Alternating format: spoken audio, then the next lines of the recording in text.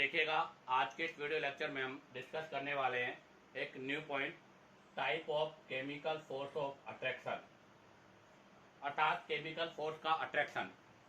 जब हमने इससे पहले डिस्कस किया था तब कहा था कि जब मॉलिक्यूल या एटम आपके दूर होते हैं तो उनके बीच में एक फोर्स ऑफ अट्रैक्शन होता है जो कि इलेक्ट्रॉन प्रोटॉन अर्थात पॉजिटिव नेगेटिव के बीच में होता है। तो उसी के बारे में डिस्कस कर रहे हैं हम, type of chemical force of attraction. और type of chemical force of attraction को टू टाइप से हम क्लासीफाई करते हैं बेटा। तो यहाँ से टू टाइप इसका क्लासिफिकेशन है, टू टाइप ऑफ क्लासीफाई। इसको टू टाइप से क्लासीफाई करेंगे बेटा। उसमें से सबसे पहला होगा on the basis of energy. सबसे फर्स्ट है एनर्जी के आधार पर। तो फर्स्ट में ले रहा हूँ on the basis of energy. On the basis of energy अर्थात एनर्जी के आधार पर। और अगर एनर्जी के आधार पर हम बात करें तो आपका जो अट्रैक्शन फोर्स है इसको हम थ्री टाइप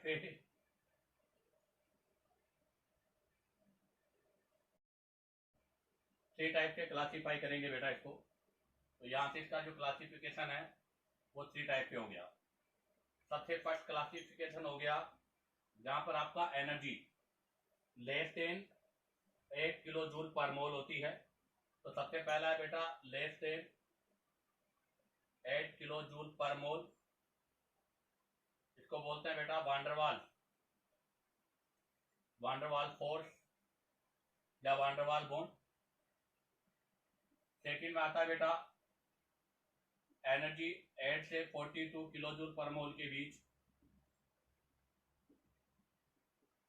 बिटवीन, और इसके अंदर आता है हाइड्रोजन बॉन्ड।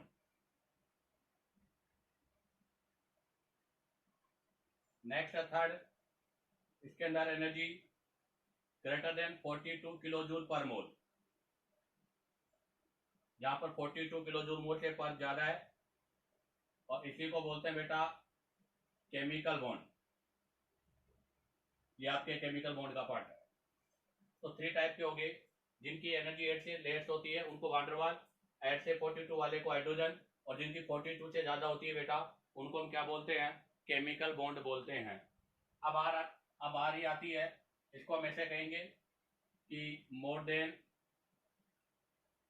42, और यहां बोलेंगे बेटा less than 8 kilo joule per मोल। अब इनको भी हम अदर सब क्लासीफाई करते हैं। तो जो पहला आपका वांडरवाल है इसको हम फर्दर थ्री पार्ट से क्लासीफाई करेंगे। एक तो हो जाएगा बेटा कीजम, एक हो जाएगा बेटा डेबाई, और एक हो जाएगा बेटा लंदन डिस्पर्सन। तो यहाँ पर भी थ्री टाइप का क्लासिफिकेशन है, कीजम, डेबाई और लंदन डिस्पर्सन। और जो आपका बी है हाइड्रोजन बॉन्डिंग, इसको भी फर्दर हम टू पार्ट्स से क्लासीफाई करते हैं। एक हो जाएगा आपका इंटरमोलिकुलर हाइड्रोजन बॉन्डिंग, और एक हो जाएगा बेटा इंट्रामोलिकुलर हाइड्रोजन बॉन्डिंग। इसका भी फर्दर टू पार्ट हो गया, इंटर और इंट्रा। अगर डिफरेंट में होगा तो उसको बोलते हैं हम इंटर, और अगर सेम में होता है तो उसको बोलते हैं बेटा इंटर। उसके बाद में अगर केमिकल बॉन्ड की बात करें तो फर्दर इसको क्लासीफाई करते हैं बेटा। इसको हम यहाँ से फर्दर क्लासीफाई करेंगे तो उसमें सबसे पहला आता है आपका आयनिक बॉन्ड, जो कि सबसे स्ट्रॉन्ग बॉन्ड है बेटा। उसके बाद में आता है बेटा कोविलेंट बॉन्ड। कोविलेंट बॉन्ड होता है शेयरिंग ऑफ इलेक्ट्रॉन, वो भी इक्वल शेयरिंग, ध्यान दे। और एक आता है कोऑर्डिनेट बॉन्ड। कोऑर्डिनेट बॉन्ड भी आपका शेयरिंग ऑफ इलेक्ट्रॉन है, but sharing of electron equal नहीं है। ये दोनों शेयरिंग ऑफ इलेक्ट्रॉन है, बट ये इक्वल है, वो अनइक्वल है। और एक आता है मेटेलिक बॉन्ड। तो थ्री टाइप के बॉन्ड है। और अगर इनमें बॉन्ड स्ट्रेंथ की बात करूं मैं, तो बेटा बॉन्ड स्ट्रेंथ में सबसे पहला आयनिक बॉन्ड होता है, फिर कोविलेंट बॉन्ड होता है, और फिर आता है कोऑर्डिनेट बॉन्ड। तो कोविलेंट बॉन्ड और कोऑर्डिनेट बॉन्ड दोनों अप्रोक्सीमेट सेम है, और सबके लास्ट में आता है आपका मेटेलिक बॉन्ड। इसी के साथ आपका ये फर्स्ट क्लासिफिकेशन कंप्लीट होता है। आप चाहो तो यहाँ से इसका स्क्रीनशॉट ले लीजिएगा। अब हम यहाँ से सेकंड क्लासिफिकेशन के बारे में डिस्कस करेंगे।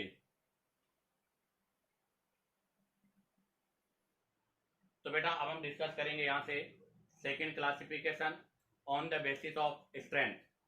तो बी क्लासिफिकेशन आता है और बी में आएगा बेटा on the basis of strength, अर्थात स्ट्रेंथ के आधार पर क्लासिफिकेशन। और स्ट्रेंथ के आधार पर अगर हम बात करेंगे तो वही केमिकल फोर्स ऑफ अट्रैक्शन, आपका जो केमिकल फोर्स ऑफ अट्रैक्शन है उसको हम फर्दर 2 पार्ट्स में क्लासीफाई करेंगे बेटा। कितने पार्ट में क्लासीफाई करेंगे? 2 में। एक तो आपका आता है स्ट्रॉन्ग बॉन्ड, एक तो आपका आता है बेटा स्ट्रॉन्ग बॉन्ड और एक आपका आता है बेटा वीक बॉन्ड। फर्दर इसको 2 पार्ट्स में क्लासीफाई कर रहे हैं। एक आपका हो गया बेटा स्ट्रॉन्ग बॉन्ड और एक आपका हो गया कौन सा बेटा? Weak bond. आपका जो स्ट्रॉन्ग बॉन्ड है इसको हम क्या बोलते हैं? इसको बोलते हैं बेटा इंटर एटॉमिक बॉन्ड बोलते हैं या इंटर एटॉमिक फोर्स बोलते हैं। और इसको बोलते हैं बेटा इंटर मोलिक्यूल बॉन्ड बोलते हैं। क्यों बोलते हैं उसका रीजन देखो आप। इसका रीजन क्या है वो देखिएगा। क्योंकि बेटा जैसे क्लोरीन है, बताओ इसके आउटर मोस्ट शेल में कितने इलेक्ट्रॉन है? 7। अगेन ये क्लोरीन है, इसके आउटर मोस्ट शेल में कितने इलेक्ट्रॉन है? 7। ये अपना ऑक्टेट पूरा करने के लिए इस इलेक्ट्रॉन को अट्रैक्ट करते हैं, तो ऐसा अट्रैक्शन कहलाता है इंटर एटॉमिक। क्योंकि क्लोरीन क्या है? एटम। ये क्लोरीन भी क्या है? एटम। तो 2 एटम के बीच होता है, इसलिए इसको इंटर एटॉमिक बोलते हैं। इसको इंटर मोलिकुलर क्यों बोलते हैं? क्योंकि देखो बेटा ये क्लोरीन मॉलिक्यूल है, ये भी क्लोरीन मॉलिक्यूल है। अब इनके बीच में अगर कोई अट्रैक्शन लग रहा है तो ऐसे अट्रैक्शन की वजह से इसको क्या बोलते हैं? Inter molecular bond. तो ये कहलाएगा इंटर मोलिकुलर बॉन्ड और ये कहलाएगा आपका इंटर एटॉमिक बॉन्ड। क्यों बोला इसको इंटर एटॉमिक बॉन्ड? उसका रीजन क्या है? तो ये बॉन्ड किसके बीच में होगा? तो यहाँ इसका रीजन क्या है वो देखिएगा। बॉन्ड फॉर्मेड बिटवीन एटम्स, ये आपके एटम्स के बीच में होता है। और यहाँ पर क्या लिखा जाएगा? बॉन्ड फॉर्मेड बिटवीन मॉलिक्यूल्स, ये मॉलिक्यूल्स के बीच में होता है। तो ये एटम्स के बीच में होता है इसलिए इसको इंटर एटॉमिक बोलते हैं, और ये मॉलिक्यूल्स के बीच में होता है इसलिए इसको इंटर मोलिक्यूलर बॉन्ड बोलते हैं। आगे नेक्स्ट पॉइंट की बात करता हूं इसके अंदर। ये तो इसके क्लासिफिकेशन की बात हो गई, अर्थात स्ट्रॉन्ग बॉन्ड को हम इंटर एटॉमिक बॉन्ड भी बोलते हैं और वीक बॉन्ड को हम इंटर मोलिकुलर बॉन्ड बोलते हैं। क्यों? क्योंकि मॉलिक्यूल्स के बीच में होता है और ये किसके बीच में होता है बेटा? एटम्स के बीच में होता है।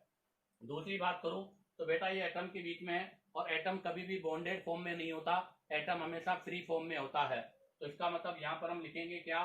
बॉन्ड बिटवीन, यहां हम लिखेंगे बेटा bond between non bonded atoms, अर्थात यहां पर जो बॉन्ड पाया जाता है वो आपके नॉन बॉन्डेड एटम्स के बीच में पाया जाता है, इसलिए इसको हम क्या बोलते हैं?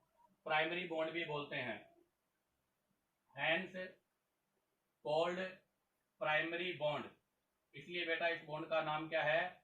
प्राइमरी बॉन्ड है, क्योंकि ये नॉन बॉन्डेड एटम्स के बीच में होता है। सॉरी, ये बॉन्डेड के बीच में, बॉन्ड बिटवीन बॉन्डेड एटम, जबकि ये क्या होता है? Bond between non bonded atom, non bonded atoms के बीच में है ये, इसलिए इसको हम क्या बोलते हैं? सेकेंडरी बॉन्ड बोलते हैं बेटा। इसलिए इसको हम क्या बोलते हैं?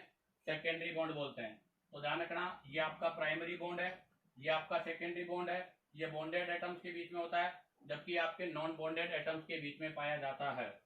आगे बात करें अगर हम नेक्स्ट यहां से,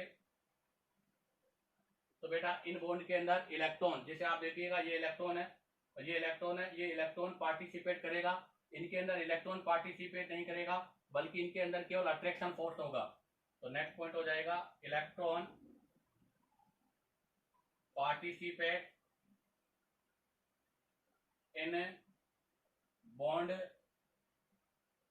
फॉर्मेशन, अर्थात यहाँ पर बॉन्ड फॉर्मेशन में इलेक्ट्रॉन पार्टिसिपेट होता है। जबकि अगर मैं यहां पर बात करूं तो यहां मैं लिखूंगा electron does not participate in bond formation, अर्थात यहाँ पर इलेक्ट्रॉन पार्टिसिपेट करेगा जबकि यहाँ पर इलेक्ट्रॉन बॉन्ड फॉर्मेशन में पार्टिसिपेट नहीं करेगा। दूसरी बात बेटा, ये स्ट्रॉन्ग बॉन्ड है, अगर स्ट्रॉन्ग बॉन्ड है तो इन बॉन्ड को ब्रेक करने के लिए एनर्जी क्या चाहिए, ज्यादा, तो इनका बॉन्ड एनर्जी बहुत ज्यादा होता है बेटा। अगर इनकी बॉन्ड एनर्जी की बात करूं तो इनका बॉन्ड एनर्जी हाई है, और बॉन्ड एनर्जी हाई है तो ये एनर्जी को हमेशा क्या करेंगे, रिलीज करेंगे। तो जब ये बॉन्ड ब्रेक होगा तब हमेशा एनर्जी क्या होगी, रिलीज होगी, और एनर्जी जो रिलीज होगी वो भी ग्रेटर देन कितनी है बेटा, 42 किलो जूल पर मोल है। इसका मतलब क्या हो गया, इसका मतलब हो गया अप्रोक्सीमेट 200 किलो जूल पर मोल के आसपास है। 42 से ज्यादा है लेकिन अप्रोक्सीमेट कितनी है बेटा, 200 के आसपास है। दूसरी अगर बात करें तो यहाँ पर इनकी बॉन्ड एनर्जी क्या होती है, लो होती है। अगर इनकी बॉन्ड एनर्जी की मैं बात करूं तो इनका बॉन्ड एनर्जी लो है बेटा, और बॉन्ड एनर्जी लो होने की वजह से एनर्जी को रिलीज नहीं करेंगे, ये लोग एनर्जी को एब्जॉर्ब करेंगे। और इनकी जो एनर्जी है बेटा वो 8 से 42 किलो जूल पर मोल के आसपास है, अर्थात इनकी जो एनर्जी है वो 8 से 42 किलो जूल के आसपास होती है। ठीक है, और बेटा यहाँ पर बॉन्ड एनर्जी ज्यादा है, स्ट्रॉन्ग है, इसलिए इनको हम केमिकल बॉन्ड भी बोलते हैं। इसलिए नेक्स्ट पॉइंट होगा कोल्ड केमिकल बॉन्ड। तो आपका जो स्ट्रॉन्ग बॉन्ड होता है वही आपका केमिकल बॉन्ड कहलाएगा, और आपका जो वीक बॉन्ड होता है ये आपका कहलाता है नॉन केमिकल बॉन्ड। तो इसको हम केमिकल बॉन्ड नहीं बोलते, तो ये आपका होता है नॉन केमिकल बॉन्ड। तो यहाँ से दो टाइप के बॉन्ड हो गए बेटा, एक हो गया केमिकल बॉन्ड, एक हो गया non chemical bond. Chemical bond उसको बोलेंगे जो आपका स्ट्रॉन्ग बॉन्ड होगा, जो कि हाई एनर्जी वाले होते हैं। इनका फर्दर हम आगे क्लासिफिकेशन करते हैं बेटा। तो फर्दर आगे क्लासिफिकेशन में मैं बात करूं तो आप देखिएगा केमिकल जो बॉन्ड होता है इसको फर्दर हम क्लासीफाई करेंगे।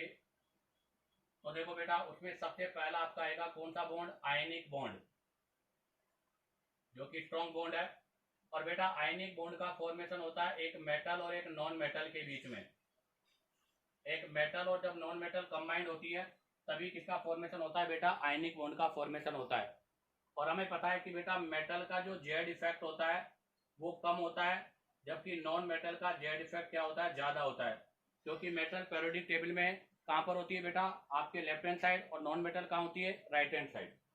सेकंड आ जाइएगा, सेकंड में मैं बात करूं तो सेकंड आपका आएगा बेटा कोवेलेंट बॉन्ड। सेकंड कौन सा आएगा बेटा, आपका कोवेलेंट बॉन्ड हो गया। और कोवेलेंट बॉन्ड बेटा आपके किसके बीच में होता है, नॉन मेटल्स के बीच में होता है, अर्थात इसके अंदर दोनों कॉम्बिनेशन जो होता है वो किसका होगा, नॉन मेटल का होगा। और आपको पता है बेटा नॉन मेटल का जेड इफेक्ट मोर है, तो यहाँ पर दोनों का ही जेड इफेक्ट क्या होगा बेटा, मोर होगा। अब आ जाएगा नंबर सी। नंबर सी में आपका आता है बेटा कोऑर्डिनेट बॉन्ड। कोऑर्डिनेट बॉन्ड भी आपका एक प्रकार से कोवेलेंट बॉन्ड ही है, बट यहाँ पर इक्वल नहीं अनइक्वल शेयरिंग होती है। और कोऑर्डिनेट बॉन्ड जो होता है बेटा वो होता है एक तो इलेक्ट्रॉन डेफिशिएंट स्पीशीज, एक तो होता है बेटा आपका इलेक्ट्रॉन डेफिशिएंट स्पीशीज, और जो इलेक्ट्रॉन डेफिशिएंट स्पीशीज है उसको बोलते हैं हम लुईस एसिड। और एक होता है बेटा आपका इलेक्ट्रॉन रिच सेंटर, एक होता है आपका इलेक्ट्रॉन रिचर स्पीशीज, और जो इलेक्ट्रॉन रिचर स्पीशीज होती है बेटा उसको बोलते हैं लुईस बेस। अर्थात ये लुईस एसिड और लुईस बेस के बीच का कॉम्बिनेशन है, और यहाँ पर बेटा दोनों का ही जेड इफेक्ट क्या होगा, मोर होगा। तो यहाँ पर दोनों स्पीशीज का जेड इफेक्ट मोर होता है। और डी आता है बेटा आपका कौन सा, मेटेलिक बॉन्ड। डी कौन सा आता है बेटा, मेटेलिक बॉन्ड है। और मेटेलिक बॉन्ड का मतलब है ये आपका मेटल प्लस मेटल के बीच में होगा, और हमें पता है बेटा मेटल का जेड इफेक्ट क्या होता है, कम होता है। तो यहाँ पर दोनों का जेड इफेक्ट लेस होगा। तो ध्यान रखना बेटा, जो आपका केमिकल बॉन्ड होता है उसको फर्दर हम 4 पार्ट से क्लासीफाई करते हैं। पहला आयनिक बॉन्ड, जो कि एक मेटल और नॉन मेटल के बीच में होता है, मेटल का जेड इफेक्ट कम होगा, नॉन मेटल का जेड इफेक्ट ज्यादा होगा। सेकंड है कोवेलेंट बॉन्ड, जो दोनों नॉन मेटल के बीच में होगा तो दोनों का जेड इफेक्ट भी मोर होगा। आपका सी है कोऑर्डिनेट बॉन्ड, जो electron deficient species Lewis acid और electron rich species Lewis base के बीच में होता है, इसमें दोनों का जेड इफेक्ट मोर है। और मेटेलिक बॉन्ड बेटा मेटल मेटल के बीच में होता है, जहां पर इनका जेड इफेक्ट क्या होता है बेटा, लेस होता है। अब बारी आती है किसकी, आपके नॉन केमिकल बॉन्ड की। इनको हमने क्या कहा था, नॉन केमिकल बॉन्ड कहा था। थोड़ा इधर लिख देता हूं मैं इसको, कोल्ड नॉन केमिकल बॉन्ड। तो अब आप देखिएगा आपका नॉन केमिकल बॉन्ड है, नॉन केमिकल बॉन्ड को भी हम फर्दर 2 पार्ट से क्लासीफाई करते हैं बेटा। फर्दर आगे एक तो आपका हो जाएगा बेटा कौन सा, हाइड्रोजन बॉन्ड, और एक कौन सा हो जाएगा बेटा आपका वांडर वाल्स बॉन्ड। तो यहाँ से भी इसको फर्दर 2 पार्ट में क्लासीफाई कर दिया मैंने, एक हो गया हाइड्रोजन बॉन्ड, एक हो गया वांडरवाल। और ये किसके बेस पर किया है बेटा, ये हमने किया है बेस ऑन एनर्जी, एनर्जी के बेस पर किया है बेटा। और आप बेटा यहाँ पर एनर्जी 8 से 42 मत लिखो, यहाँ पर आप एनर्जी लिखो किससे, 42 से लेस देन, क्योंकि यहाँ पर 42 से मोर है तो वहां पर 42 से लेस हो जाएगी। On the basis of energy में मैंने किया है, तो आपको पता है इसकी एनर्जी कितनी है 8 से 42, और बेटा इसकी एनर्जी कितनी होती है लेस देन 8, अर्थात यहाँ पर एनर्जी की मैं बात करूँ तो 2 से 8 किलो जूल पर मोल के आसपास होती है इसकी एनर्जी। ठीक है, अब आप देखो हाइड्रोजन बॉन्ड और वांडरवाल बॉन्ड, ये आपका डी हो गया, ये आपका ई हो गया, और ये आपका एफ हो गया।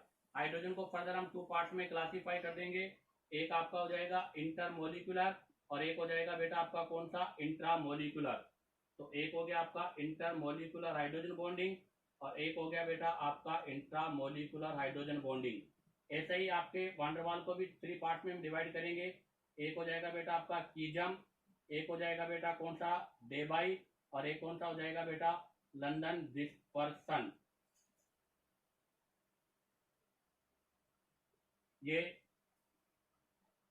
तो ये फर्दर क्लासिफिकेशन हो गया। और बेटा हमें इस टॉपिक के अंदर अर्थात केमिकल बॉन्डिंग जो टॉपिक है, इस केमिकल बॉन्डिंग के अंदर आपको एक टोटल बॉन्ड के बारे में डिस्कस करना है। तो टोटल कितने बॉन्ड हो गए बेटा, 6 टाइप के बॉन्ड हो गए, और हम टोटल इन 6 टाइप के बॉन्ड के बारे में डिस्कस करेंगे। अब आप चाहो तो यहाँ से इसका स्क्रीनशॉट ले लीजिएगा। अब हम यहाँ से फर्दर कुछ की पॉइंट्स के बारे में डिस्कस करेंगे। तो देखिएगा अब डिस्कस करेंगे यहाँ से स्पेशल कंडीशन। तो स्पेशल कंडीशन के अंदर है एटम इन्वॉल्व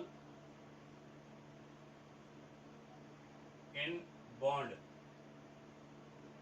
और इधर है बेटा बॉन्ड नेचर।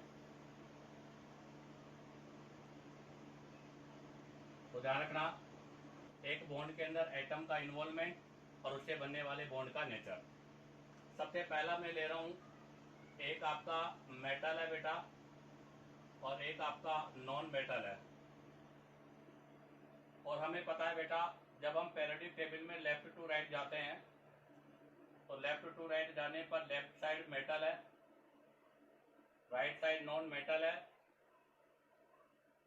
इनका जेड इफेक्ट लेस होता है, इनका जेड इफेक्ट मोर होता है।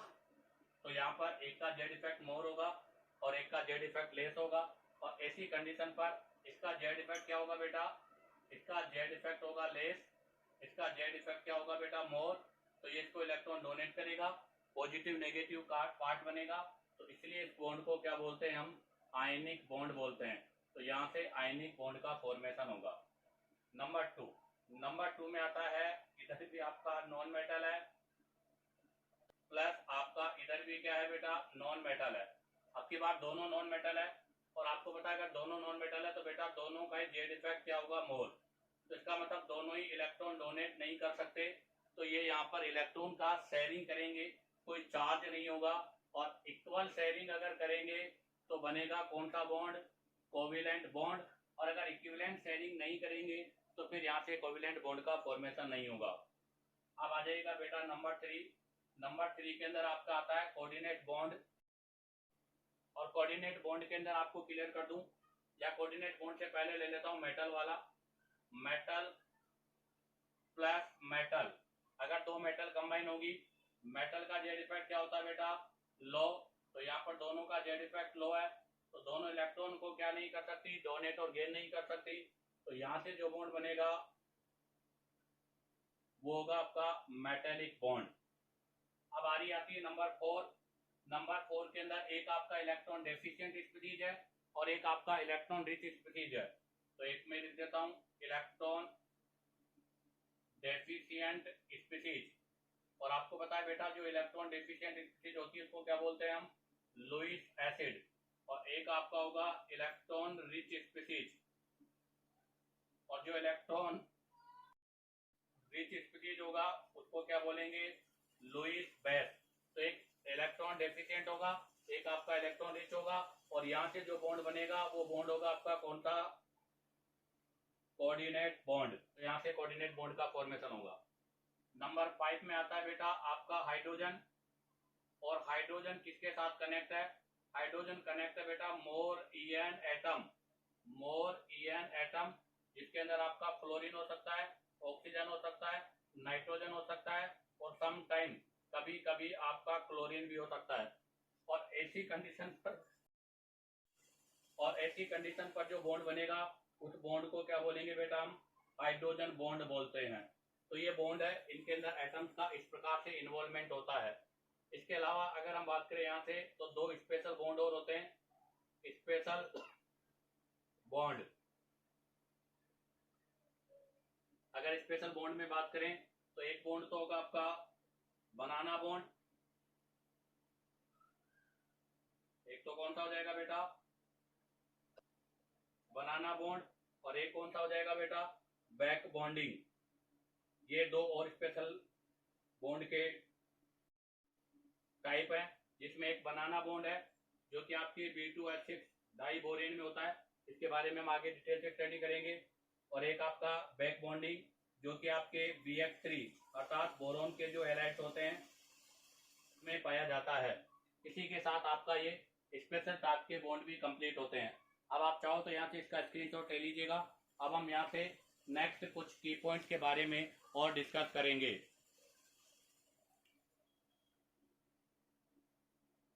तो देखिएगा बेटा, अब हम यहाँ से डिस्कस करेंगे कुछ की पॉइंट। की पॉइंट के अंदर सबसे पहला जो है वो है आपका कि मेटालिक और आपका जो आयनिक बॉन्ड है, ये दोनों बॉन्ड बेटा नॉन डायरेक्शनल होते हैं, अर्थात इनके अंदर कोई डायरेक्शन नहीं होती। नेक्स्ट आता है आपका कोविलेंट और कोऑर्डिनेट बॉन्ड। ये दोनों बॉन्ड बेटा आपके डायरेक्शनल होते हैं, अर्थात इनके अंदर हम डायरेक्शन को शो करते हैं। तो मेटेलिक आयनिक नॉन डायरेक्शनल है, जबकि कोविलेंट और कोऑर्डिनेट बॉन्ड आपके डायरेक्शनल होते हैं। क्यों होते हैं, तो जरा इसको मैं एक एग्जांपल से एक्सप्लेन कर देता हूँ। क्योंकि बेटा जो आयनिक है चाहे आपका मेटेलिक है, जैसे आपके ये सोडियम मेटल मैंने ले लिया, इसके पर पॉजिटिव चार्ज है तो इसके चारों तरफ अट्रैक्शन होगा, इस तरह से स्पेयर पार्ट में होगा, ये बिल्कुल आपके से स्पेयर पार्ट में होगा। अब आप देखो, अगर इस पर अट्रैक्शन फोर्स की बात करूं मैं, तो बेटा इसमें आपके सभी डायरेक्शन पर इक्वल अट्रैक्शन फोर्स काम करेगा, अर्थात यहाँ पर सभी डायरेक्शन में इक्वल फोर्स ऑफ अट्रैक्शन है, इसलिए इसको बोलते हैं बेटा क्या, नॉन डायरेक्शनल। तो ये आपका नॉन डायरेक्शनल है। क्यों, क्योंकि यहाँ पर लिखा जाएगा force of attraction is equal in all direction, सभी डायरेक्शन में इक्वल है। जबकि अगर हम बात करें किसकी, कोऑर्डिनेट बॉन्ड की, तो कोऑर्डिनेट बॉन्ड में देखो आपका अनपेयर इस तरह से p ऑर्बिटल यूज होंगे, ये आपके देखिएगा p ऑर्बिटल। अब आप देखो ये कौन से प्लेन पर है, y प्लेन पर है, ये कौन से प्लेन पर है, x पर है, और ये कौन से प्लेन पर है बेटा, z पर है। तो ये आपके एक डायरेक्शनल है, ये आपके बेटा क्या है, डायरेक्शनल है। क्यों है डायरेक्शनल, क्योंकि यहाँ पर आपका जो फोर्स ऑफ अट्रैक्शन है, फोर्स ऑफ अट्रैक्शन जो है वो सभी डायरेक्शन में इक्वल नहीं है, एक पर्टिकुलर डायरेक्शन में होता है। तो force of attraction is unequal in all direction, अर्थात सभी डायरेक्शन में इसका जो है फोर्स ऑफ अट्रैक्शन इक्वल नहीं होता। इसलिए ध्यान रखना, बहुत इंपॉर्टेंट पॉइंट है कि मेटेलिक और आपका आयनिक बॉन्ड नॉन डायरेक्शनल होता है, जबकि कोविलेंट और कोऑर्डिनेट जो होता है वो आपका डायरेक्शनल होता है। इसी के साथ आपका ये बेटा type of chemical force of attraction का पोर्शन कंप्लीट होता है। अब हम यहाँ से फर्स्ट कोविलेंट बॉन्ड के बारे में डिस्कस करेंगे। हेलो स्टूडेंट, अब यहाँ से हम डिस्कस करने जा रहे हैं केमिकल बॉन्डिंग। और बेटा केमिकल बॉन्डिंग का सबसे पहला केमिकल बॉन्ड, और केमिकल बॉन्ड में सबसे पहला है आपका कोविलेंट बॉन्ड। तो अब आपका केमिकल बॉन्डिंग का इंट्रोडक्शन कंप्लीट हो गया है, और यहाँ से आपका फर्स्ट जो है वो स्टार्ट होता है कोविलेंट बॉन्ड। अब हम यहाँ से कोविलेंट बॉन्ड के बारे में डिस्कस करेंगे। इसके बारे में मैंने आपको पहले भी आइडिया बताया था थोड़ा कि कोविलेंट बॉन्ड जो होता है वो हमेशा शेयरिंग ऑफ इलेक्ट्रॉन से बनता है, अर्थात इलेक्ट्रॉन की शेयरिंग से इसका फॉर्मेशन होता है। चलो इसको मैं एक एग्जांपल से एक्सप्लेन करता हूँ, फिर इसका हम डेफिनेशन के बारे में डिस्कस करेंगे। तो देखिएगा, सबसे फर्स्ट मैं एग्जांपल ले रहा हूँ हाइड्रोजन। आपको पता है हाइड्रोजन के आउटर मोस्ट शेल में 1 इलेक्ट्रॉन होता है। अगेन मैंने लिया हाइड्रोजन, इसके भी आउटर मोस्ट शेल में 1 इलेक्ट्रॉन है। आपको पता है बेटा हाइड्रोजन एक ऐसा एलिमेंट है जो कभी भी ऑक्टेट नहीं, हमेशा डुप्लेट पूरा करता है। तो इसके पास एक एक इलेक्ट्रॉन होने की वजह से अपने आउटर मोस्ट शेल में 2 इलेक्ट्रॉन कर लेगा, और ये भी अपने आउटर मोस्ट शेल में 2 इलेक्ट्रॉन कर लेगा। इसी के साथ इसका क्या हो जाएगा बेटा, डुप्लेट जो है वो पूरा हो जाएगा। ऐसे ही आप देखिएगा, किसके बारे में डिस्कस कर रहा हूं मैं, ऑक्सीजन के बारे में। ऑक्सीजन के आउटर मोस्ट शेल में 6 होते हैं बेटा। ये ऑक्सीजन है, इसके आउटर मोस्ट शेल में 6 है, और इसको अपना ऑक्टेट पूरा करने के लिए 2 इलेक्ट्रॉन की रिक्वायर्ड होती है। तो ये यहाँ पर ये ऑक्सीजन भी इलेक्ट्रॉन डोनेट नहीं कर सकता और ये भी डोनेट नहीं कर सकता, क्योंकि दोनों सेम है, दोनों की EN भी सेम है। तो ऐसी कंडीशन पर क्या होगा बेटा, ऐसी कंडीशन पर ये क्या करेगा, इसको 2 इलेक्ट्रॉन इसके साथ शेयरिंग करेगा। तो यहाँ से ये इलेक्ट्रॉन की शेयरिंग होगी, शेयरिंग होने से इसका भी ऑक्टेट कंप्लीट हो जाएगा और इसका भी ऑक्टेट कंप्लीट हो जाएगा, और यहाँ पर ये आपका क्या बन जाएगा बेटा, O2 मॉलिक्यूल का फॉर्मेशन हो जाएगा। और यहाँ पर आपका ये कौन सा मॉलिक्यूल है बेटा, H2 मॉलिक्यूल का फॉर्मेशन हो गया। अब आ जाएगा ऐसे ही नाइट्रोजन ले रहा हूं मैं। नाइट्रोजन के पता आपको आउटर मोस्ट शेल में 5 इलेक्ट्रॉन होते हैं, ये 5 इलेक्ट्रॉन है। अब आप देखो बेटा, इसको अपना ऑक्टेट कंप्लीट करने के लिए कितने इलेक्ट्रॉन की रिक्वायर्ड है, 3 इलेक्ट्रॉन की रिक्वायर्ड है। तो ये यहाँ से 3 इलेक्ट्रॉन का शेयरिंग करेगा। क्यों, क्योंकि दोनों का EN सेम है, तो ये इलेक्ट्रॉन क्या नहीं कर सकते, डोनेट नहीं कर सकते, गेन नहीं कर सकते। तो इनको क्या करना पड़ेगा, शेयरिंग करना पड़ेगा। इन्होंने 3 इलेक्ट्रॉन का शेयरिंग किया है, इसका भी ऑक्टेट कंप्लीट हो गया और इसका भी ऑक्टेट कंप्लीट हो गया। और यहां से किसका फॉर्मेशन हो गया बेटा, नाइट्रोजन मॉलिक्यूल्स का फॉर्मेशन हो गया। अब आप देखिएगा बेटा, सबसे फर्स्ट के अंदर यहाँ पर जो इलेक्ट्रॉन का शेयरिंग हुआ है वो केवल आपके पास 2 इलेक्ट्रॉन की शेयरिंग हुआ है, और 2 इलेक्ट्रॉन की शेयरिंग से यहाँ जो बॉन्ड बन रहा है, ऐसे बॉन्ड को हम बोलते हैं बेटा सिंगल बॉन्ड। यहाँ पर देखो बेटा 2 अर्थात टोटल 4 इलेक्ट्रॉन का शेयरिंग हो रहा है, और 4 इलेक्ट्रॉन के शेयरिंग से यहाँ पर डबल बॉन्ड का फॉर्मेशन हो रहा है। ध्यान दे बेटा, आप इसको 2 कोवेलेंट बॉन्ड नहीं, अर्थात इसको 2 सिंगल बॉन्ड नहीं बोल सकता मैं, इन दोनों को एक साथ कंबाइन में क्या बोलेंगे, डबल बॉन्ड। ऐसे ही आप देखो बेटा, यहाँ पर कितने का हो रहा है, 1 2 3 4 5 6 का हो रहा है। तो आप इसको 3 सिंगल बॉन्ड नहीं बोल सकते, इन तीनों को कंबाइन फॉर्म में मिलाकर क्या बोलेंगे बेटा, ट्रिपल बॉन्ड बोलते हैं। क्या बोलते हैं बेटा, इसको ट्रिपल बॉन्ड बोलते हैं। तो ये है सिंगल बॉन्ड, ये है डबल बॉन्ड, और ये है ट्रिपल बॉन्ड। तो बताओ अब यहाँ से इसका डेफिनेशन क्या हो गया। तो सिंपल की डेफिनेशन है, ध्यान दीजिएगा, bond formed by sharing of electron between 2 atom.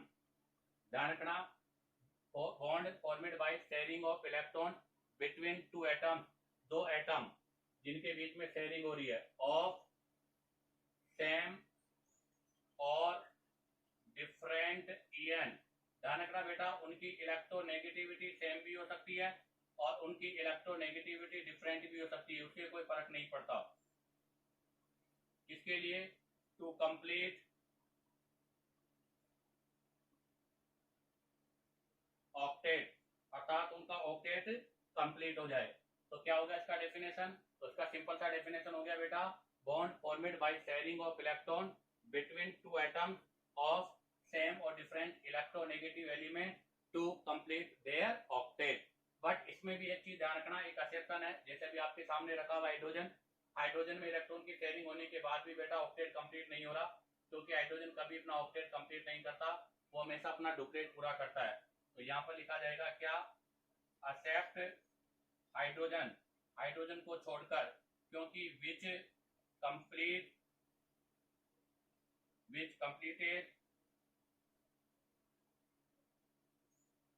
It's duplet, क्योंकि ये अपना हमेशा क्या करता है बेटा, डुप्लेट कंप्लीट करता है। तो आपको इसकी डेफिनेशन क्लियर होगी। और शॉर्ट में अगर हम बात करें तो शॉर्ट में यही है कि sharing of electron, equal sharing of electron, जिससे जो बॉन्ड बनेगा वो बॉन्ड आपका क्या कहलाएगा, कोवेलेंट बॉन्ड कहलाता है। अब हम यहाँ से कोवेलेंट बॉन्ड के अंदर टाइप ऑफ शेयरिंग पढ़ सकते हैं, मतलब कितने टाइप के शेयरिंग हो सकती है। तो बेटा कोवेलेंट बॉन्ड में 1 2 3 टाइप से शेयरिंग हो सकती है। एक शेयरिंग जिससे सिंगल बॉन्ड बने, एक ऐसी शेयरिंग जिसमें डबल बॉन्ड का फॉर्मेशन हो, और एक ऐसा शेयरिंग जिसमें ट्रिपल बॉन्ड का फॉर्मेशन होता हो। तो अब हम इसी के बारे में डिस्कस करेंगे। तो नेक्स्ट पॉइंट में लिख रहा हूं यहाँ पर, शेयरिंग ऑफ इलेक्ट्रॉन में अकर 3 टाइप, अर्थात 3 टाइप के इलेक्ट्रॉन की शेयरिंग होती है। उसमें देखिएगा सबसे पहला, number of electron shared between 2 atom, अर्थात 2 एटम्स के बीच में इलेक्ट्रॉन की शेयरिंग।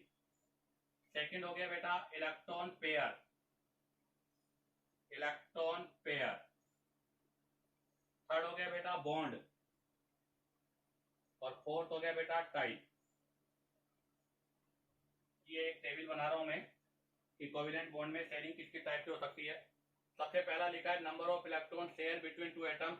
बताओ 2 एटम्स के बीच में कितने इलेक्ट्रॉन की शेयरिंग हो रही है बेटा, 2 इलेक्ट्रॉन की शेयरिंग हो रही है। यहाँ पर बताओ बेटा 1 2 3 4 इलेक्ट्रॉन की शेयरिंग हो रही है।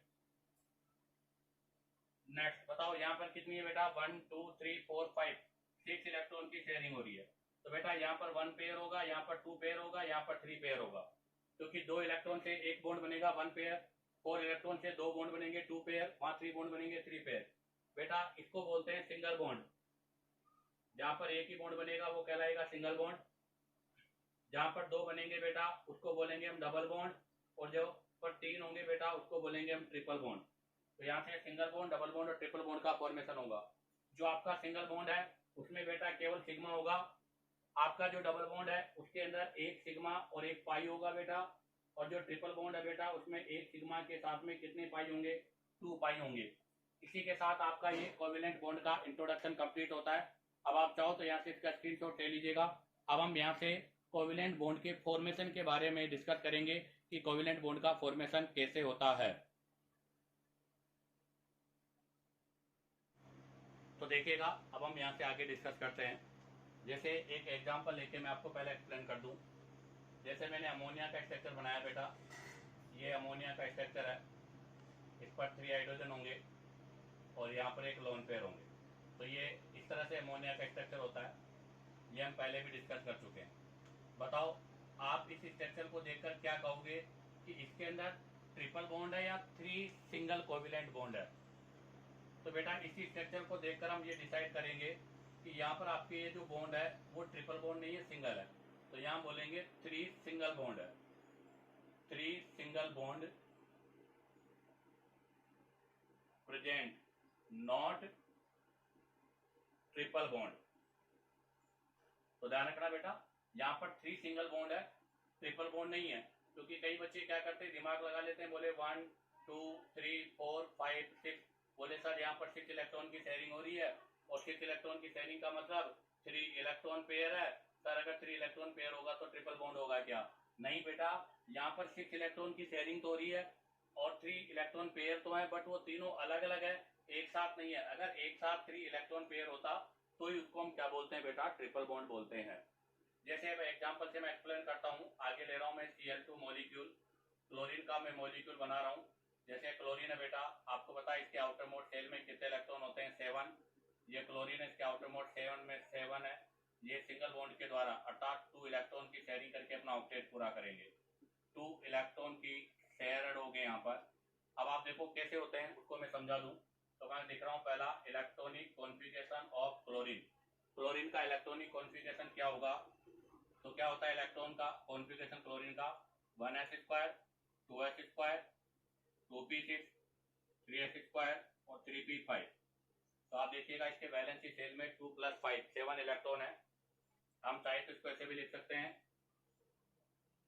नियॉन और 3s2 और 3p5, ये इसका इलेक्ट्रॉनिक कॉन्फ़िगरेशन हो गया। अब आप देखो इसके अंदर s है 3s में कितने इलेक्ट्रॉन है, 2।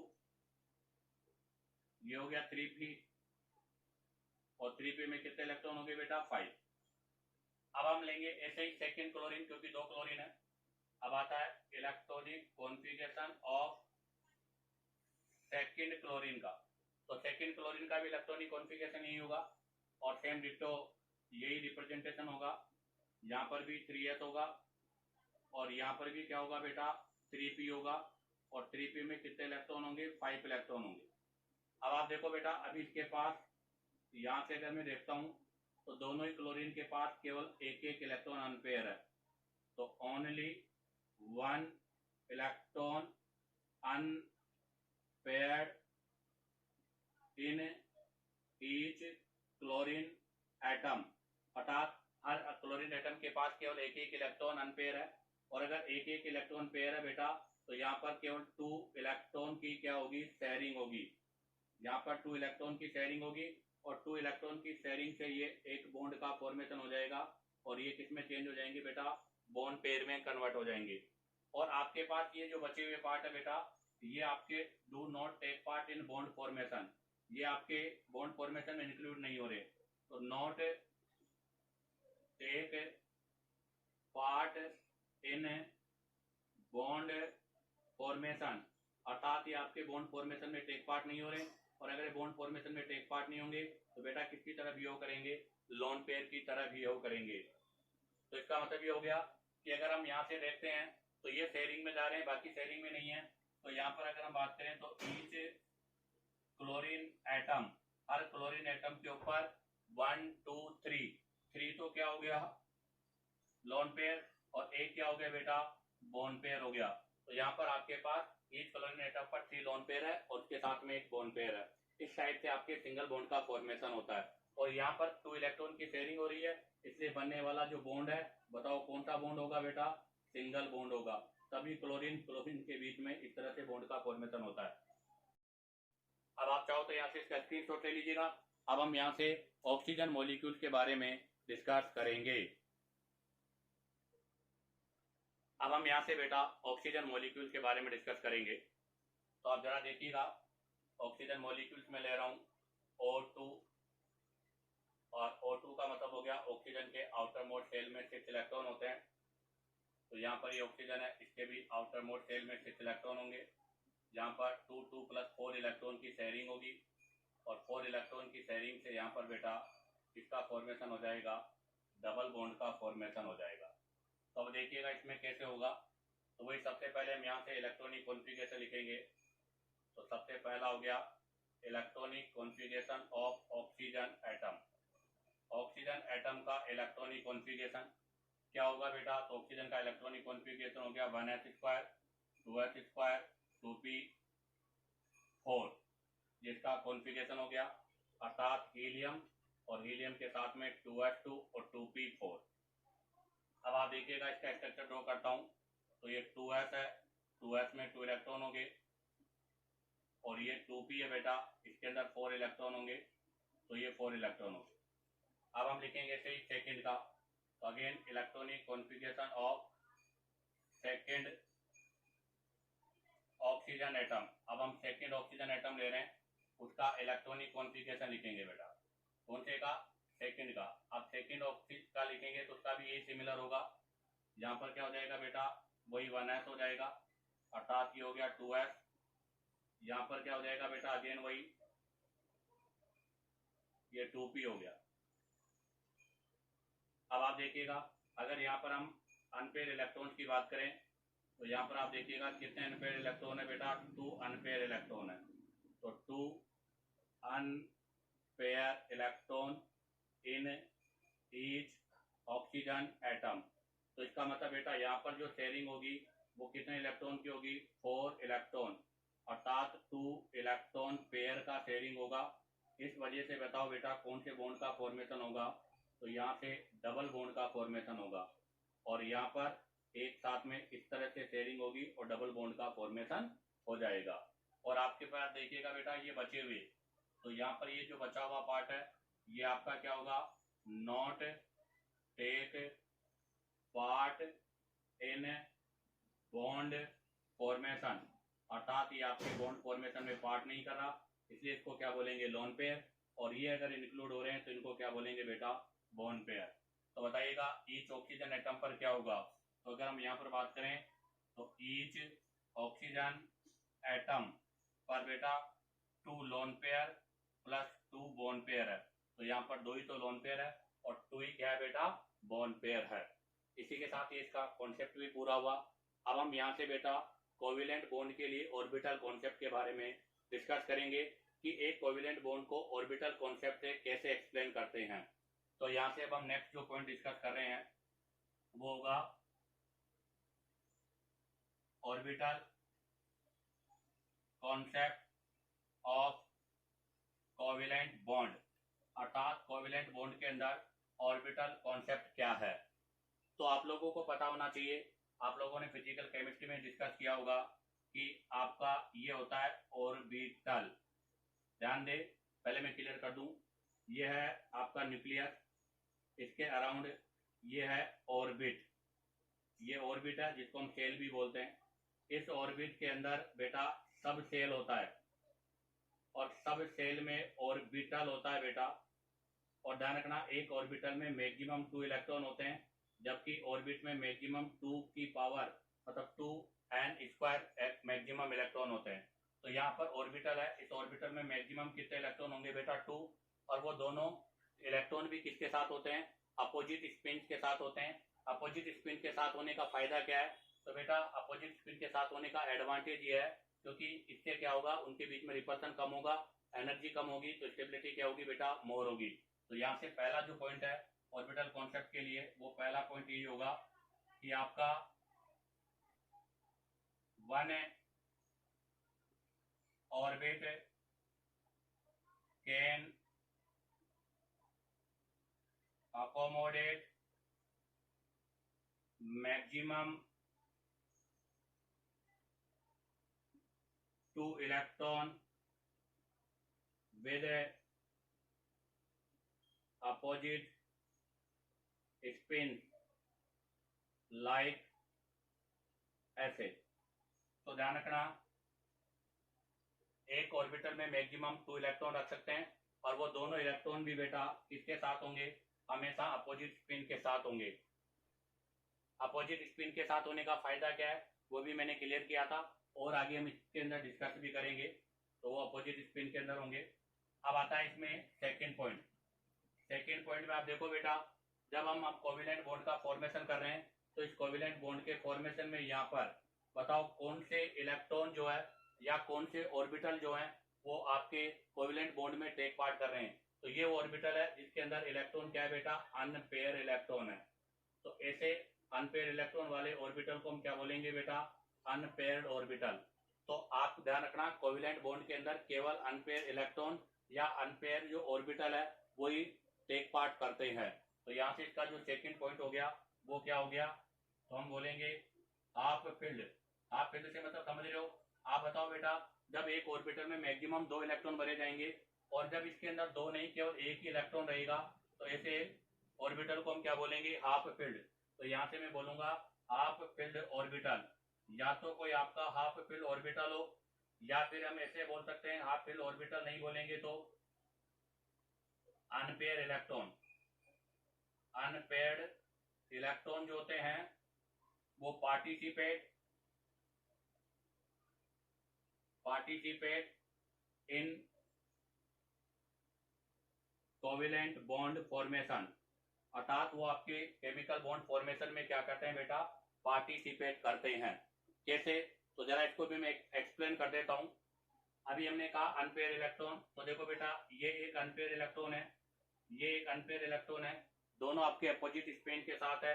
ये दोनों आपस में शेयरिंग करेंगे और शेयरिंग करके इस तरह से ये शेयरिंग करके इस तरह से एक पार्ट बनाएंगे। ये आपका कॉमन पार्ट हो गया। तो देखो इसके लिए तो क्या लिखूंगा, इसके लिए लिखूंगा अनपेयर इलेक्ट्रॉन, अनपेयर इलेक्ट्रॉन। और ये भी आपका क्या है बेटा, अनपेयर इलेक्ट्रॉन है। ये कहां से आ रहा है, ये फर्स्ट एटम से आ रहा है। Unpaired electron from first atom, from atom first, और ये unpaired electron from atom second. तो बेटा एक आपका फर्स्ट से आ रहा है और एक आपका सेकेंड से आ रहा है। और इसके बीच में देखो बेटा, यहाँ पर ये इलेक्ट्रॉन की डेंसिटी हो गई और जहाँ पर ये इलेक्ट्रॉन का क्राउडिंग है, इलेक्ट्रॉन की डेंसिटी हो गई, ये इन दोनों का कॉमन पार्ट हो गया, जिसको हम बोलते हैं शेयरिंग पार्ट। और बताओ इस शेयरिंग पार्ट में कितने इलेक्ट्रॉन हो गए बेटा? 2 इलेक्ट्रॉन हो गए। और अगर शेयरिंग पार्ट में 2 इलेक्ट्रॉन हो गए तो बताओ जिसमें 2 इलेक्ट्रॉन होते हैं उसको क्या बोलते हैं? ऑर्बिटल। क्या बोलते हैं? ऑर्बिटल। तो बताओ अभी किसकी तरह बिहेव करेगा? यहाँ पर ऑर्बिटल की तरह बिहेव करेगा। तो यहाँ से मैं इसके लिए क्या पॉइंट लिखूंगा? ये इनका कॉमन शेयरिंग पार्ट हो गया बेटा, जहां पर इलेक्ट्रॉन का पार्ट मिलता है। तो यहां से लिखेंगे क्या? Common area after sharing electron contain 2 electron. तो बेटा ये आपका वो कॉमन एरिया है जिसके अंदर इलेक्ट्रॉन की शेयरिंग के बाद में कितने इलेक्ट्रॉन है बेटा? 2 इलेक्ट्रॉन है। और अगर इसमें 2 इलेक्ट्रॉन है तो बताओ अब ये किसकी तरह बिहेव करेगा? यहाँ से ऑर्बिटल की तरह बिहेव करेगा। तो ध्यान रखना, orbital concept of covalent bond का फर्स्ट है कि एक ऑर्बिट जो होता है, अर्थात एक ऑर्बिट में मैक्सिमम 2 इलेक्ट्रॉन रख सकते हैं, वो भी अपोजिट स्पिन के साथ, क्योंकि अपोजिट स्पिन में रिपल्सन कम होगा, स्टेबिलिटी मोर होगी। और सेकेंड है कि बेटा आपके कोवेलेंट बॉन्ड में केवल अनपेयर ऑर्बिटल या अनपेयर इलेक्ट्रॉन ही टेक पार्ट करते हैं। क्यों? क्योंकि आप देखो इसको एक्सप्लेन किया मैंने, एक अनपेयर इलेक्ट्रॉन यहाँ से आ रहा है, एक यहाँ से आ रहा है, दोनों अनपेयर इलेक्ट्रॉन जब मिलेंगे तो यहाँ पर इलेक्ट्रॉन क्लाउड हो जाएगा। और इस इलेक्ट्रॉन क्लाउड में कितने इलेक्ट्रॉन हो गए बेटा? 2। और ऐसा पार्ट जहाँ पर 2 इलेक्ट्रॉन अपोजिट स्पिन के साथ होते हैं उसी को हम क्या बोलते हैं? ऑर्बिटल। अब आप चाहो तो यहाँ से इसका स्क्रीनशॉट ले लीजिएगा। अब हम यहाँ से इसके नेक्स्ट पॉइंट नंबर 3 के बारे में डिस्कस करेंगे। तो देखिएगा बेटा, अब हम यहाँ से डिस्कस करेंगे पॉइंट नंबर 3। हमने ऑर्बिटल थ्योरी के अंदर 2 पॉइंट के बारे में डिस्कस कर लिया था। अब हम डिस्कस करने जा रहे हैं पॉइंट नंबर 3।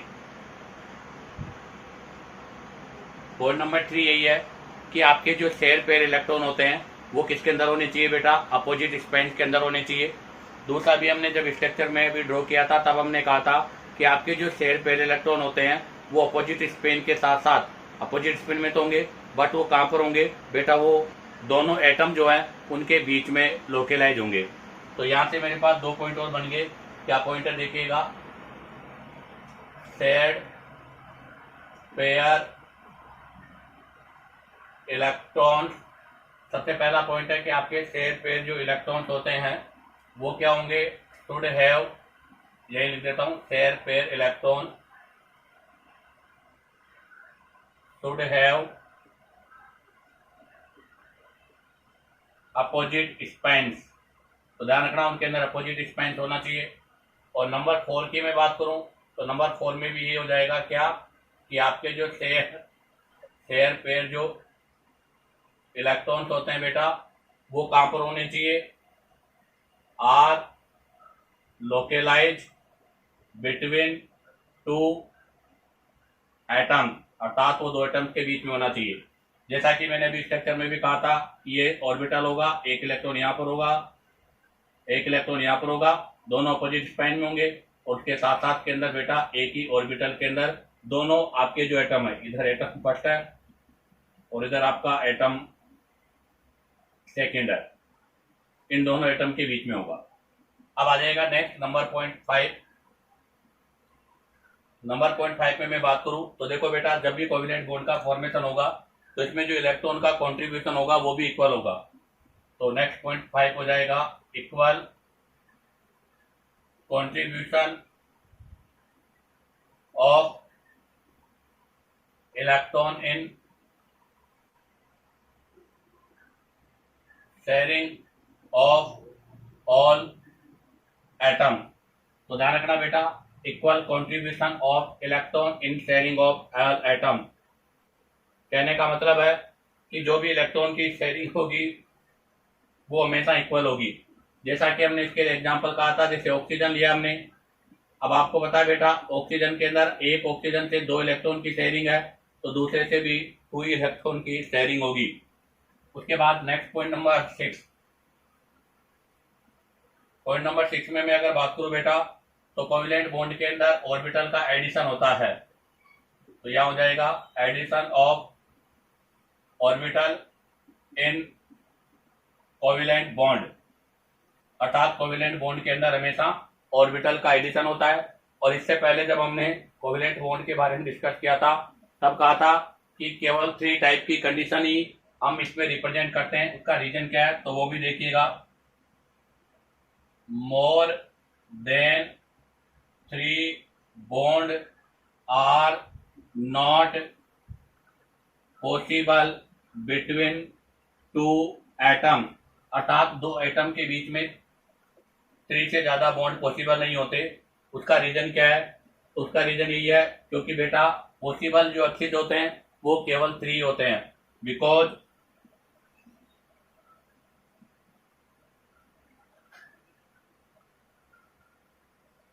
पॉसिबल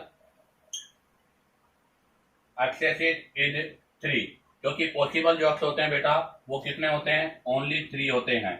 कैसे? जरा देखिएगा, ये कोई ऑर्बिटर है, इस पर मैंने ये बना दिया, ये आपका एक्स हो गया, तो ये वाई हो गया, तो ये एक्स हो गया, और ये वाला ऑर्बिटल कौन सा हो गया बेटा? आपका जेड ऑर्बिटल हो गया। तो इसको बोलेंगे एक्स, इसको क्या बोलेंगे बेटा? वाई, और इसको क्या बोलेंगे बेटा? जेड। ऐसा ही एक सेकेंड एटम और होगा, उस सेकेंड एटम में ये कौन सा होगा? एक्स, ये वाई हो गया, ये एक्स हो गया, और बताइएगा बेटा ये कौन सा हो जाएगा? जेड हो जाएगा। तो ये हो गया आपका कौन सा? एक्स, ये कौन सा हो गया? वाई, और ये कौन सा हो गया बेटा? जेड। अब यहाँ पर जो लिखा है हमने एडिशन ऑफ ऑर्बिटल, जब यहाँ पर इन दोनों पी एक्स ऑर्बिटल में एडिशन होगा तो सिग्मा बॉन्ड बन जाएगा बेटा। पी वाई में होगा तो यहाँ से पाई बॉन्ड बन जाएगा, और बेटा पी जेड में होगा तो भी कौन से बॉन्ड का फॉर्मेशन हो जाएगा? पाई बॉन्ड का फॉर्मेशन हो जाएगा। तो ध्यान दे, नेक्स्ट पॉइंट था कि ध्यान रखना जो शेयर पेयर इलेक्ट्रॉन होते हैं वो अपोजिट स्पिन में होना चाहिए, अर्थात एक ऊपर तो एक नीचे। उसका रीजन क्या है? तो इसका रीजन यहाँ है कि यहाँ से एनर्जी क्या होगी? डिक्रीज हो जाएगी। एनर्जी डिक्रीज हो जाएगी तो आपको पता है बेटा स्टेबिलिटी क्या हो जाएगी? इंक्रीज हो जाएगी। सेकेंड है कि शेयर पेयर इलेक्ट्रॉन है वो हमेशा 2 एटम्स के बीच में लोकेलाइज होंगे, जैसा कि आपको क्लियर भी है। उसके बाद था equal contribution of electron in sharing of all atom, जो भी एटम आपके शेयरिंग करने जाएंगे उनसे हमेशा इक्वल इलेक्ट्रॉन की शेयरिंग होगी। अगर एक एटम ने 2 इलेक्ट्रॉन का शेयरिंग किया तो दूसरे को भी 2 एटम का शेयरिंग करना होगा। नेक्स्ट है कि इसके अंदर हमेशा एडिशन ऑफ ऑर्बिटल्स का एडिशन होता है, और 3 से ज्यादा कोवेलेंट बॉन्ड इसलिए पॉसिबल नहीं है क्योंकि केवल अक्षय से 3 ही होते हैं, एक एक्स वाई होता है, एक वाई होता है और एक जेड होता है। इसलिए मैक्सिमम आप केवल 3 ही बॉन्ड बना सकते हो। इसलिए हमने एक का अगर एक ही बॉन्ड हो तो सिंगल बॉन्ड, 2 हो तो डबल बॉन्ड, और 3 हो तो ट्रिपल बॉन्ड, बट हमने 4 वाले के लिए कोई भी कंडीशन आपको नहीं बताई। अब आती है बात यहाँ से कि इसके लिए इसकी एक लिमिटेशन क्या है। मैं ऐसे कह सकता हूँ असेंशियल कंडीशन, या मैं इसे बोल सकता हूँ बेटा essential condition for covalent bond. एक कोवेलेंट बॉन्ड के लिए असेंशियल कंडीशन क्या है? तो बेटा कोवेलेंट बॉन्ड के लिए असेंशियल कंडीशन यह है कि आपका जो ऑर्बिटल है, जैसे आप देखिएगा जब शेयरिंग हो रही है तो एक इलेक्ट्रॉन इधर से, एक इलेक्ट्रॉन इधर से, 2 इलेक्ट्रॉन आ रहे हैं, और एक ऑर्बिटल में कितने इलेक्ट्रॉन होते हैं बेटा? 2। तो इसका मतलब ये हुआ कि कोवेलेंट बॉन्ड के लिए असेंशियल कंडीशन है कि यहाँ पर ऑर्बिटल जो है वो कंप्लीट होना चाहिए। ऑक्टेट कंप्लीट हो या ना हो ये कोई जरूरी नहीं है, बट कोवेलेंट बॉन्ड का फॉर्मेशन के लिए ऑर्बिटल कंप्लीट होना चाहिए, अर्थात कम से कम 2 इलेक्ट्रॉन होना कंपलसरी है। तो बताइएगा इसके लिए एसेंशियल कंडीशन क्या होगी? तो कोवेलेंट बॉन्ड के लिए एसेंशियल कंडीशन होगी बेटा tendency to complete orbital, tendency to complete orbital और टू पेयर इलेक्ट्रॉन। या तो आपके जो इलेक्ट्रॉन है वो किस में हो जाने चाहिए बेटा? पेयर में हो जाने चाहिए, या फिर आपका जो ऑर्बिटल है वो कंप्लीट हो जाना चाहिए, बट ऑक्टेट कंप्लीट हो ये कोई कंपलसरी नहीं है। अर्थात completion of octet is not necessary for covalent bond. तो ध्यान रखना बेटा कोवेलेंट बॉन्ड के लिए आपका ऑक्टेट कंप्लीट हो ये इसके लिए असेंशियल कंडीशन नहीं है। इसी के साथ आपका ये कोवेलेंट बॉन्ड का इंट्रोडक्शन कंप्लीट होता है। उम्मीद करता हूं कि आपको हर पॉइंट क्लियर हुआ होगा, क्योंकि बेटा ये पॉइंट आपको क्लियर होने चाहिए, क्योंकि इसी पॉइंट को हम आगे के लिए यूज करेंगे। ठीक है, तो अगर आपको वीडियो पसंद आया तो बेटा वीडियो को लाइक, सब्सक्राइब और शेयर करो, ताकि आप लोगों के पास न्यू नोटिफिकेशन आता रहे।